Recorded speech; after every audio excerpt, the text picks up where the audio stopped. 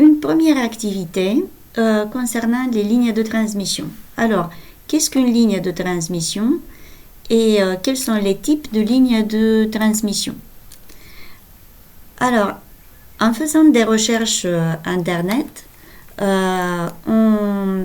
sur le site par exemple de Wikipédia ou sur le site de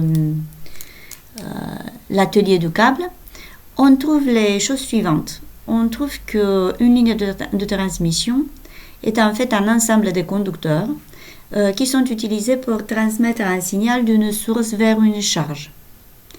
Vous pouvez penser à la liaison entre deux ordinateurs, entre un serveur et un ordinateur par exemple. La source c'est le serveur et l'ordinateur c'est la charge, ou n'importe quel point d'un réseau informatique. Alors, on peut classer les lignes de transmission en deux grands types. On parle des lignes bifilaires, en fait des câbles cuivrés, à base des câbles cuivrés, et des câbles coaxiaux. Les deux sont utilisés dans les réseaux informatiques. Une fois, au début des réseaux, les ordinateurs et les serveurs étaient reliés entre eux par des câbles coaxiaux. De nos jours, on utilise des câbles Ethernet qui sont des lignes bifilaires.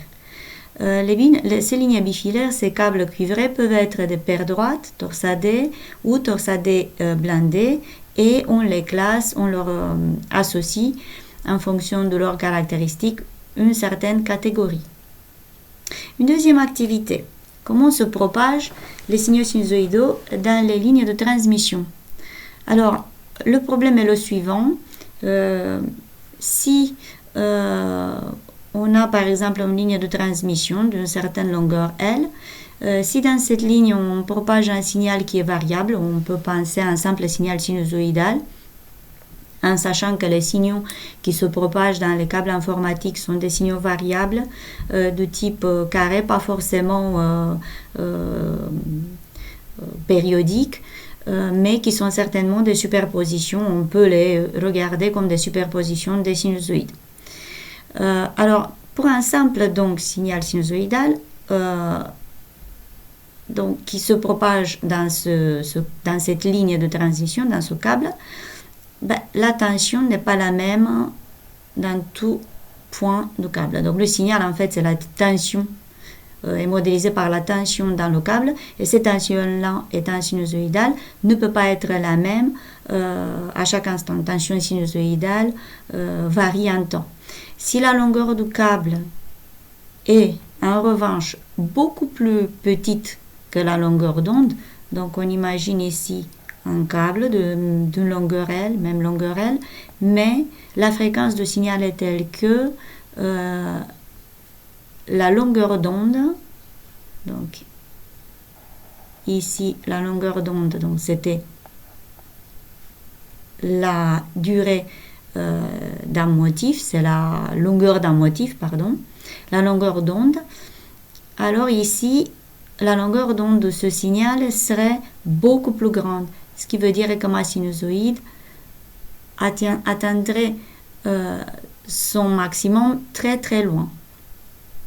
Ce qui veut dire que on pourrait considérer que dans ce cas, la tension dans le câble serait la même en tout point. C'est comme si le câble était soumis à une tension continue. Alors, quand c'est le cas, il n'y a aucun problème, mais quand la longueur d'onde de signal est comparable à la longueur du câble, de la ligne de transmission, des problèmes de propagation, des phénomènes de propagation apparaissent. Il s'agit des réflexions qui peuvent perturber le signal si en bout de chaîne on ne met pas les charges, les impédances qu'il faut. On reviendra à ce phénomène un peu plus tard. Alors, ce problème, cette activité, vous demande de calculer la longueur d'onde dans certaines situations pour des divers câbles, dans les situations suivantes. Donc, pour les câbles de réseau EDF, donc ce sont des câbles cuivrés droits, qui supporte des signaux électriques de fréquence 50 Hz, la longueur d'onde va être égale, donc on va la calculer à partir de cette relation. La vitesse de signal est égale à la longueur d'onde fois la fréquence du signal. Donc, puisque c'est égal à lambda fois f, d'ici, la longueur d'onde notée lambda est égale à c divisé par f. On passe f dans le membre de gauche et ça donne lambda égale c sur f.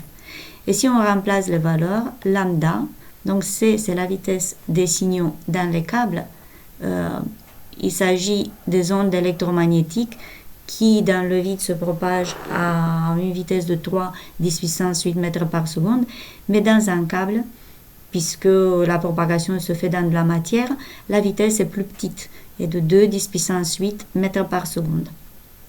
Alors, la longueur d'onde, c'est 2 10 puissance 8 divisé par la fréquence qui est 50 Hz, et ça nous donne, si on fait les calculs, 4 fois 10 puissance 6 mètres. 4 millions de mètres. C'est énorme. Mais c'est réel. Donc, il est clair que les variations de la tension dans un câble d'un bâtiment qui ont une longueur totale de l'ordre de la centaine de mètres, donc la longueur d'onde est tellement grande qu'on peut considérer que la tension est la même en tout point de ces câbles, dans toute la maison, à un instant donné. Cette tension va varier bien évidemment en temps, puisque la tension est sinusoïdale de fréquence 50 Hz, mais à un instant donné, puisque la longueur d'onde est énorme, on peut considérer que dans toute la maison, la tension est la même. Est-ce que c'est le cas, par exemple, pour un réseau informatique Ethernet, où la longueur de la ligne est d'au maximum 100 mètres, et lorsqu'on propage des signaux de 10 MHz. Alors, la longueur d'onde sera comme tout à l'heure C divisé par F, donc 2 10 puissance 8 vitesse de signal des ondes électromagnétiques divisé par la fréquence est 10 MHz, méga c'est 10 puissance 6 Hz, on exprime tout en système international pour obtenir la longueur d'onde en mètres. Et si on fait les calculs, on obtient une valeur de 20 mètres. 20 mètres, c'est plus petit que 100 mètres. Donc là, on aura un cas où, une situation où la longueur d'onde sera comparable à la longueur de la ligne. Donc, des phénomènes de propagation qui peuvent apparaître. Alors, les circuits électroniques basse fréquence, la taille des pistes, vous pouvez penser à une carte électronique, Arduino, Raspberry, carte mère d'ordi. Alors, la taille des pistes est d'au maximum 10 cm. Alors, les signaux basse fréquence sont de l'ordre de mégahertz et la longueur d'onde, dans ce cas, sera le rapport C sur F, donc 2 10 puissance 8 divisé par 1 MHz, donc 10 puissance 6 Hz, ça va faire 200 mètres. 200 mètres, c'est beaucoup plus grand que 10 cm.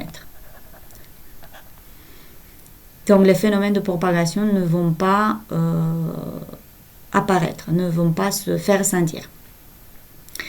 Les mêmes circuits électroniques à haute fréquence, en revanche, donc les signaux de 10 GHz ont des longueurs d'onde, cette fois, C sur F, de 10 puissance 8 divisé par 10 GHz, 10 fois 10 puissance 9, 1 GHz égale 10 puissance 9 Hz, ça va donner 2 fois 10 puissance moins 2 mètres, c'est-à-dire 2 cm. Or, 2 cm, c'est comparable à la longueur de la piste, ce qui veut dire que les phénomènes de propagation vont se faire sentir dans ce type de circuit et à ces fréquences. Deuxième question donc, citez les lignes de transmission, citées au point 1, pour lesquelles la longueur des lignes est inférieure à la longueur d'onde et les phénomènes de propagation peuvent donc être négligés. Et on a observé que on obtenait ces situations pour le réseau EDF, longueur d'onde 4 millions de mètres, et pour les circuits électroniques basse fréquence, où la longueur d'onde était de 200 mètres, largement supérieure à 10 cm, longueur des pistes. Donc, la réponse, c'est réseau EDF et circuit électronique basse fréquence.